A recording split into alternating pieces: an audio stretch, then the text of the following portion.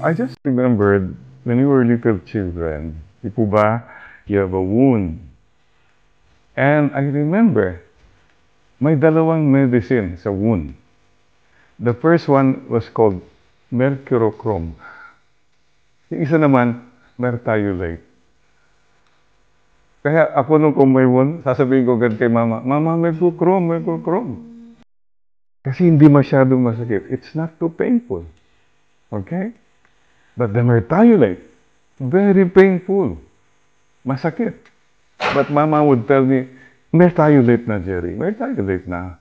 Eh, ang sakit, mama. But it will be healed fast. I guess what I'm saying to say is, some of us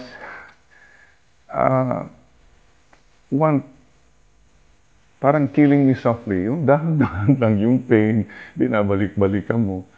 There are times when you have to say, no, yeah, I have to be decisive. Cut now and cut clean.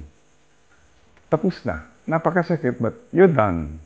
Kasi naman yung it keeps going, delayed, and on and on. Well, I guess you have a choice.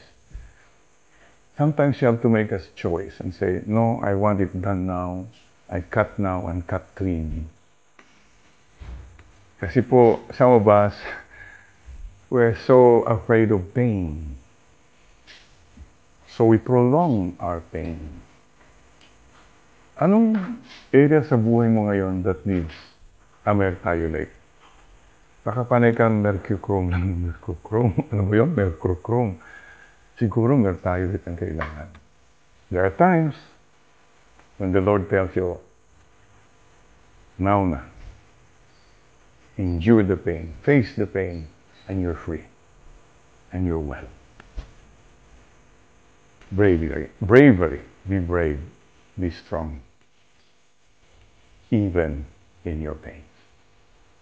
God bless you, and Mama Mary loves you. Amen.